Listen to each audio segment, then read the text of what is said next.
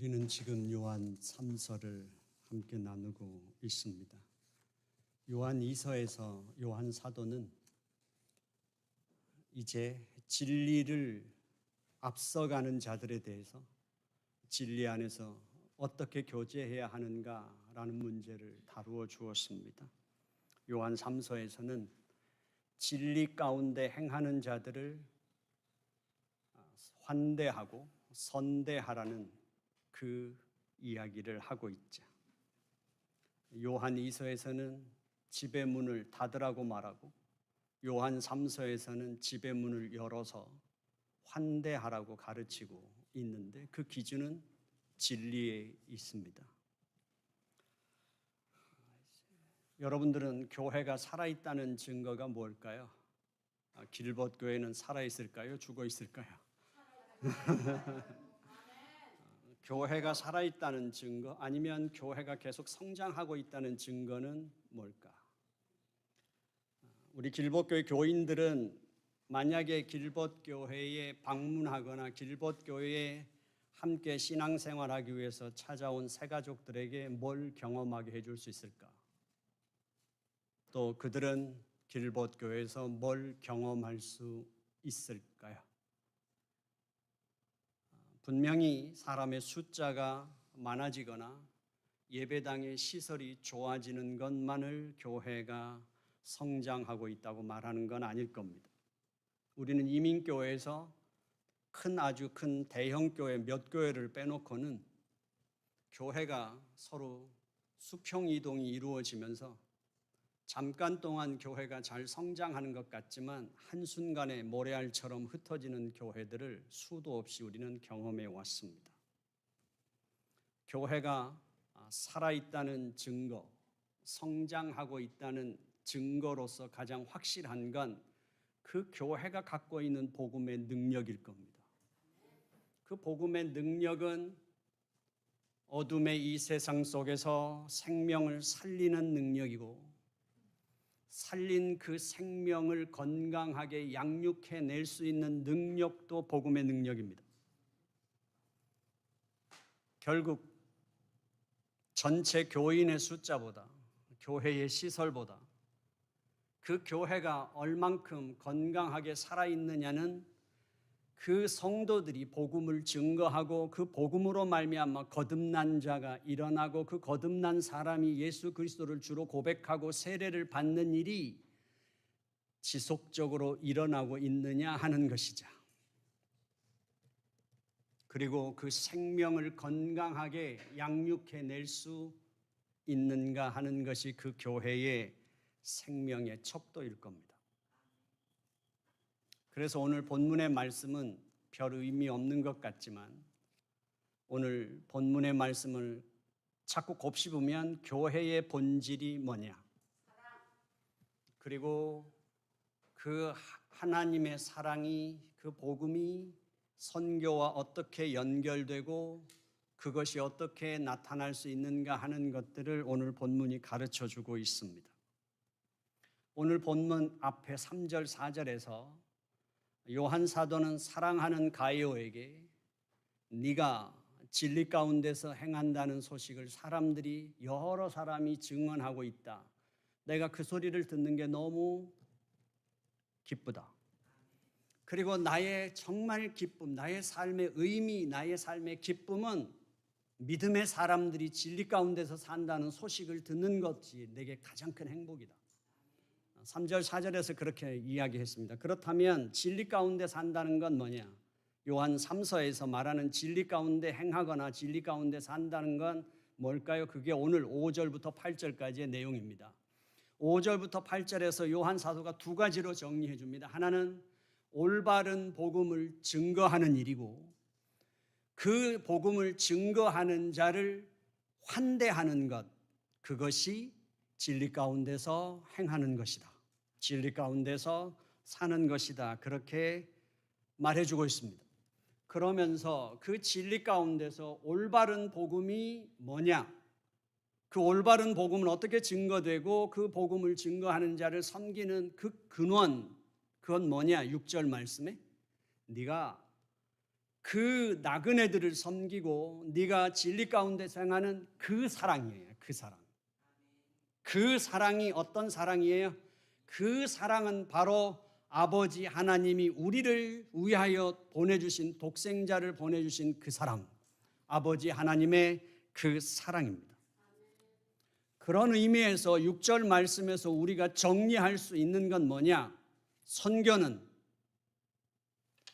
선교의 내용은 하나님 그분께서 우리를 위하여 독생자를 보내주신 사랑입니다.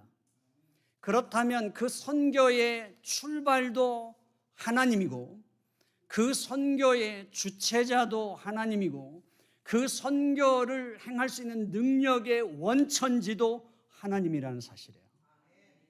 선교의 주체는 교회가 아닙니다.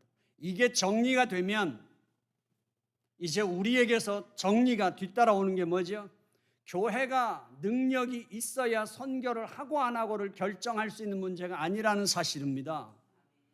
우리가 먼저 자립해야 뭔가를 선교할 수 있는 것도 아니고 선교를 할 건지 말 건지 결정하는 주체가 교회가 아니라는 사실이에요. 우리 존재 자체가 선교입니다. 우리 존재 자체가 하나님의 선교지고 교회 자체가 하나님의 선교의 현장이라는 사실이죠. 그래서 하나님께서는 지금도 교회를 통해서 그 사랑을 흘려보내기를 원하십니다. 복음이 세상에 전달되기를 원하시죠. 그래서 이 세상에서 하나님의 사랑이 가장 확실하게 나타나는 것은 복음을 들고 세상 가운데로 열방 속으로 나아가는 그 발걸음이 하나님의 사랑을 가장 확실하게 드러내는 삶이라는 사실이죠. 하나님이 세상을 이처럼 사랑하사 그 독생자를 우리를 위해서 보내주셨습니다. 눈먼 세상, 흑암 가운데서 방황하는 세상에 그 눈먼 하나님의 사랑이 그 아들을 빛으로 보내주셔서 그 어둠의 세상을 밝게 비추셨다는 사실입니다.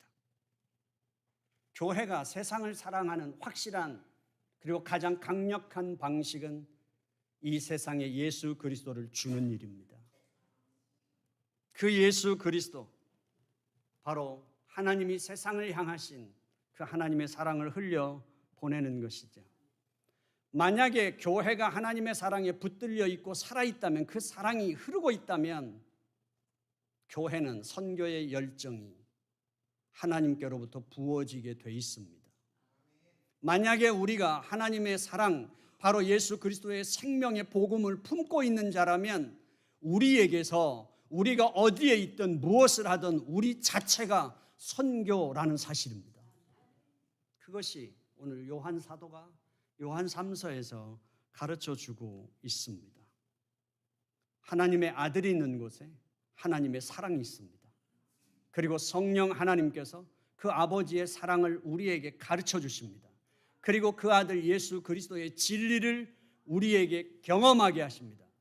그리고 우리로 하여금 그 하나님의 사랑 안에서 진리 가운데 살아난 우리들에게 성령 하나님께서 가능하게 하시는 것이 있는데, 바로 하나님과 예수 그리스도와 우리를 교제가 가능하도록 허락하시는 분, 인도하시는 분, 주도하시는 분이 성령 하나님이시라는 사실이죠.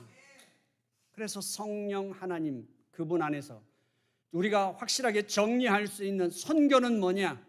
그것은 하나님, 아들 하나님, 아버지 하나님, 성령 하나님이 주체가 되시고 교회가 그 하나님의 사역을 행하는 것, 그것이 바로 선교라는 사실입니다.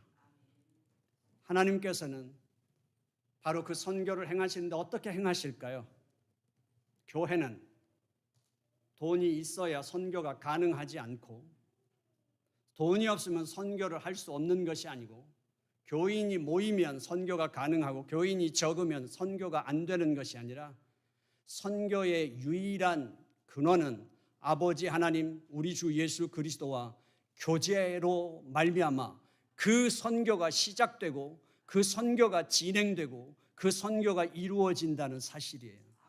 선교의 모든 것은 우리 주 아버지 하나님과 교제에 달려 있다는 사실입니다. 성삼위 하나님과의 그 교제, 그 영원한 생명에 참여하고 그 생명을 누리는 그 근원을 갖고 있는 것이 교회이고 성도라는 사실이죠. 그런 점에서 교회는 선교를 결정하거나 선교의 주체가 아니라 선교의 주체는 하나님이시고 교회는 바로 하나님의 선교의 현장이라는 사실입니다. 우리는 어둠의 세상 가운데 교회가 존재할 수 있고 그 교회가 하나님의 사명을 감당할 수 있는 것은 우리는 하나님의 그 교제 안에 들어갈 수 있는 자들이 됐다는 사실이고 그 교제를 하고 있기 때문에 우리는 선교가 가능하다는 사실입니다. 자, 그렇다면 지금 요한 사도가 요한 3서를 기록하면서 그들에게 가르쳐주는 선교가 뭐냐? 그것은 올바른 복음을 증거하는 것이고 그리고 그 복음을 전하기 위해서 순회하고 있는 그 순회 선교사들을 환대하는 것이었습니다. 우리 길봇교회는 어떨까요? 우리 길봇교회에다 적용한다면 오늘 제 설교에서 여러분들이 상처가 안 되셨으면 좋겠습니다. 모든 근원은 저에게 있으니까요.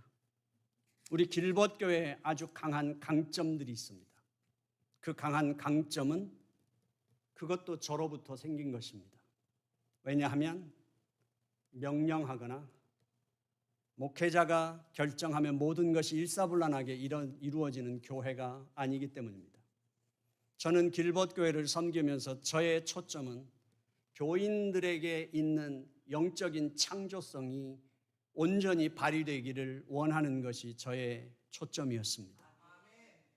그것이 어느 교회처럼 일사불란하거나 질서 있어 보이진 않지만 그러나 그것은 길봇교회의 아주 강력한 강점입니다. 하지만 그 배려가 저의 또 약점이고 길봇교회의 약점입니다. 그게 어떤 거냐면 차라리 뭘 어떻게 하라고 지시하면 행하기가 훨씬 쉬운데 그리고 그것만 하면 되는데 하라는 건지 말라는 건지 알 수 없는 목사의 대답이나 행동이 여러분들을 아주 곤란하게 만든다는 것도 잘 알고 있지만 그러다 보니까 길봇교회 강점은 주일날은 잘 모이는데 주중 모임이 잘 안 된다는 것이고 그게 완전히 고착화되어 버렸다는 사실이에요. 금요일날 찬양 기도 모임이나 토요일날 아침 기도 모임이 잘 안 모여진다는 것이에요. 그것이 첫 번째 원인은 금요 찬양 기도 모임의 스타일이나 내용이 여러분들의 신앙에 유익을 못 끼칠 수도 있고 두 번째로는 여러분들 개인이 신앙적인 훈련이 안 돼 있을 수도 있고 세 번째는 여러분들이 삶의 직장 생활에서 시간이 안 날 수도 있습니다. 분명한 건 어떤 이유에서건 가장 근원은 저에게 있고 두 번째 근원은 직분자들에게 있습니다. 여기에 대한 해답 두 가지가 있습니다. 선교는 어디다가 돈을 보내주거나 어디를 다녀오고 우리보다 어렵게 사는 사람을 도와주는 게 아니라 첫 번째 길봇교회가 배워야 할 선교는 우리는 은혜스러운 예배를 원합니다. 분명히 그 갈망은 다 있는데 자꾸 이 소비 사회 속에서 우리는 골라 잡는 데 익숙해 있기 때문에 자꾸 더 좋은 쪽에 고르는 것에 익숙해져 있습니다. 하지만 분명한 건 여러분들의 가장 1차적이고 가장 강력한 선교는 예배에 참석하는 일입니다. 그것이 내가 은혜가 되고 안 되고의 문제가 아니라 내가 참석함으로 인하여 다른 믿음의 형제와 자매들에게 가장 강력한 하나님의 은혜의 수단이 된다는 사실입니다.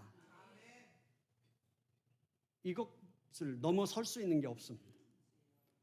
어떤 현대의 엔터테인먼트 시스템을 갖춘다 해도 프로그램을 가져온다 해도 하나님이 일하시는 가장 확실한 선교 방식은 생명 있는 하나님의 사람들을 통하여 생명이 전달되고 나누어지고 충만해진다는 사실이에요.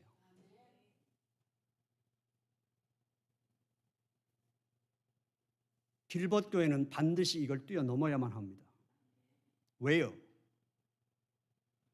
주일날 한 번 오시게 되면, 예전에 저희 집사람이 그랬습니다. 6일 일할 때 교회가 낯설대요. 그리고 교회 오면 교회가 어떻게 돌아가는지를 모르겠대요. 자기가 어디서 어떻게 위치 잡고 뭘 어떻게 참여해야 되는지를 전혀 모르겠대요.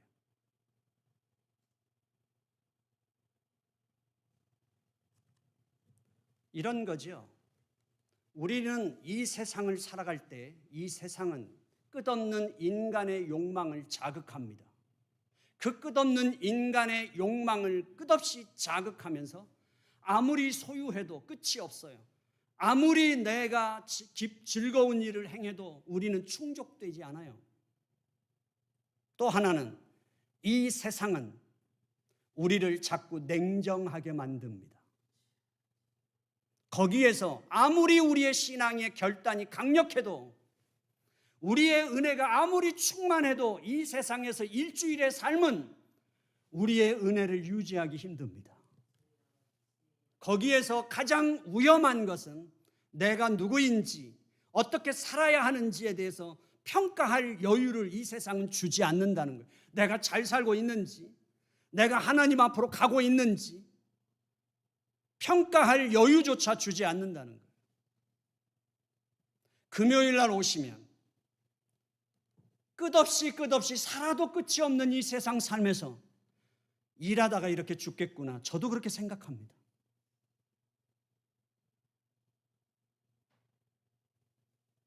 제대로 제가 커피 한 잔을 마셔볼 여유는 내게 언제 있을까? 내가 교회를 은퇴하면 커피 한 잔을, 아침에 일어나서 커피 한 잔 마셔볼 여유가 있을까? 저도 마찬가지예요. 오늘도 3시 반에 일어났어요. 못 자요. 그리고 교회로 왔잖아요. 여러분들도 마찬가지잖아요. 그때 금요일 날 여기 오시면 무엇을 하는 거죠? 내가 살아온 그 삶이 끝이 없고 저도 너무 무거워 더 갈 수 없는 길 같은 길을 또 가고 한숨을 쉬며 끝나지 않을 인생을 사는 것 같지만, 금요일 날 여기 와서 꼭 해야 하는 일은, 내가 살아온 그 삶은 단 1초도 손해보지 않고 허비되지 않고 하나님이 나를 향하여 세우신 그 계획대로 하나님의 뜻을 이루는 삶이었다는 걸 확인받아야 하지 않을까요? 나 혼자 사는 몸부림치는 그 인생이 아니라 하나님은 내 인생 앞길을 계획하신 분이며 나와 함께 거기에 거하셨으며 나의 삶을 공급하시는 분이시며 나의 인도자가 되신, 나는 하나님과 함께 걸어온 그 한 주의 삶이었다는 사실을 알 때 정리가 가능하지 않을까요? 그리고 토요일 날 아침에 기도할 때 거기서 한 발 더 나가서 이제는 나를 향한 세상이 아니라 내 가족을 위하여 축복 기도할 수 있는 그 정리가 된다면 내 영혼에 숨이 쉬어질 수 있는 여유가 생기지 않을까요? 내 가족이 보이고 믿음의 가족들이 보이며, 동일하게 힘들지만 우리의 특권은, 하나님의 은혜는 누군가를 향하여 하나님의 사랑을 줄 수 있는 자라는 사실이지. 그리고 우리는 분명하게 주일날 아침에 고백할 수 있는 겁니다. 아버지, 내가 와야 할 자리는 여기였습니다. 내가 많은 것을 소유해봤지만 내 속에는 아무것도 채워지지 않았고, 내가 아무리 재미있는 일을 많이 해도 내 영혼은 만족하지 못했습니다. 내가 만나야 할 분은 아버지시고 내 영혼을 채우고 내 심령을 채울 수 있는 분은 아버지십니다. 아버지만이 나의 예배의 대상이며 내가 와야 할 자리, 어떠한 일이 있어도 내가 있어야 할 자리는 아버지밖에 없습니다.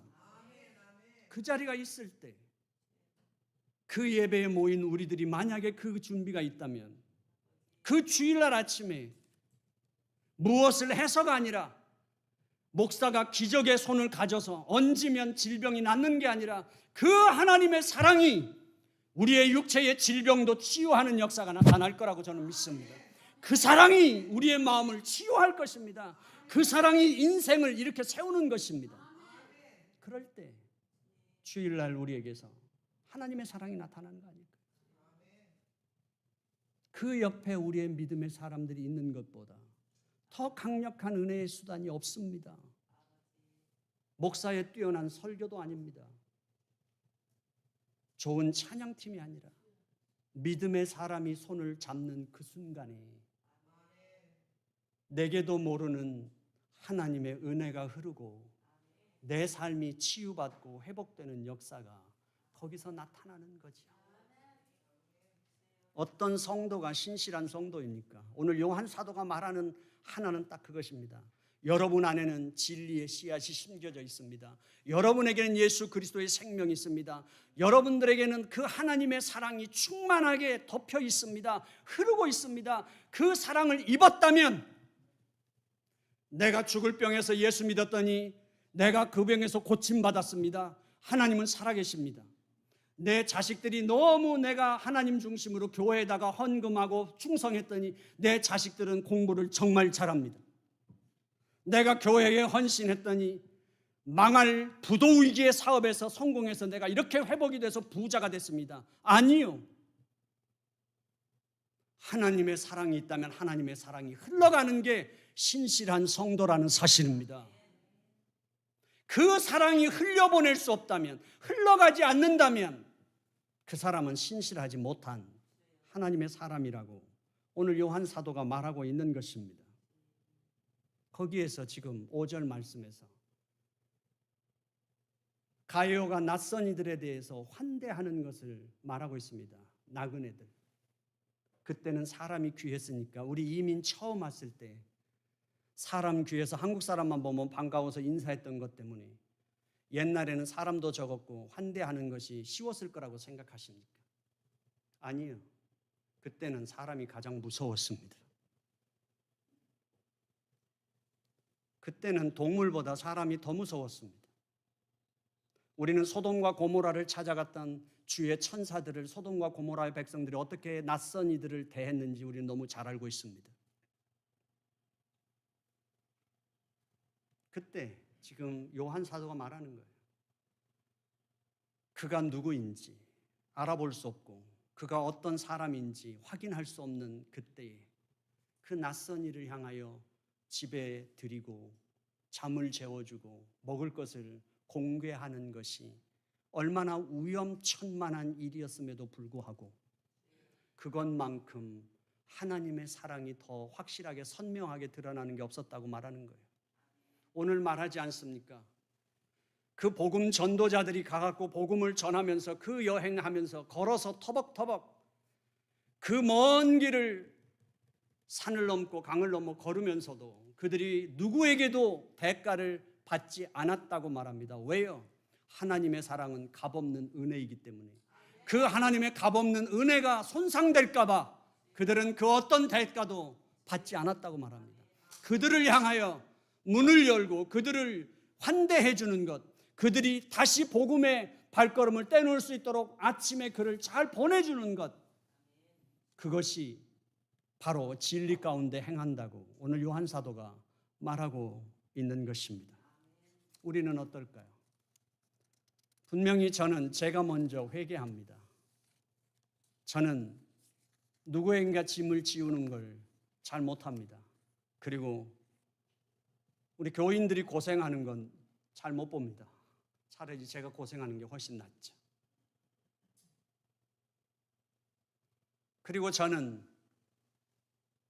목사이기 때문에 그렇지만 누구와 함께 대화하거나 낯선 사람과 함께 하는 걸 잘 못합니다. 근데 우리 길벗교회도 비슷한 성향을 갖고 있어서 우리는 우리가 주는 배려가 오히려 우리의 진심을 오해될 수 있다는 것을 우리는 알아야만 하죠. 상대방에 대한 머뭇거림, 주저함, 그 배려가 오히려 낯선 사람을 거부하는 것으로 오해받을 수 있다는 것도 우리는 기억해야만 합니다. 복음은 우리의 편안한 삶의 자리에서, 복음은 불편한 마주함에 대해서 거리낌 없이 우리의 편안한 자리를 떠나고 우리의 안정된 만남을 우리는 떠나서 그 불편한 마주함을 기꺼이 나아갈 수 있는 힘이 아버지 하나님의 사랑의 힘입니다. 그것이 가장 잘 나타나는 것이 선교사들의 발걸음일 것이고, 그것이 하나님의 나라 속에서 나타나는 하나님의 사랑일 것입니다. 우리로 하여금 가장 어려운 건 뭘까요? 먼 이국 땅에서 우리는 함께 만나 살아가는 한국 사람들입니다.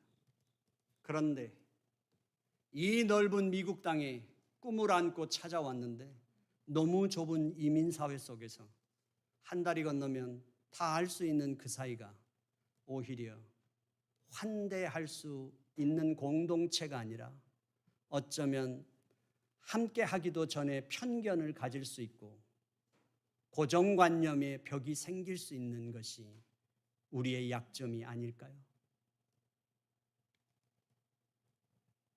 우리는 사람의 한계를 뛰어넘고 복음으로 함께하는 공동체입니다. 이 세상은 하나님의 것입니다. 이 땅에는 인간들이 그어놓은 선들이 너무 많습니다. 국가라는 것도, 민족이라는 것도, 모든 인간의 욕망과 인간의 그 이익과 자기의 편리함을 위해서 선을 그어놓은 게 너무 많습니다. 그러나 하나님의 나라에는 국가의 경계도, 민족이라는 장벽도, 그 어떤 것도 하나님 나라에는 없습니다. 요한계시록 7장에서 11장에서 말하고 있는 것처럼 이 모든 우주는 하나님의 것이고 우리는 하나님의 나라에서 한 가족으로 만날 것입니다. 이 땅에서 있었던 모든 선과 장벽과 한계를 뛰어넘고 우리는 하나님의 가족으로 만날 것이고 그것을 당겨와서 여기서 지금 경험할 수 있는 것이 교회이며 그것을 경험케 하는 것이 교회라는 사실입니다. 저는 우리 길벗교회의 새가족들이 여기 와서 무엇을 경험할 수 있을까요? 저의 소원은 하나님의 사랑을 경험하기를 원합니다. 우리가 경험케 해줄 수 있는 건 뭘까요? 그것은 우리 속에 있는 하나님의 사랑입니다. 저는 우리 길벗교회가 이 두 가지의 한계를 뛰어넘고 끝없이 성장할 수 있기를 원합니다.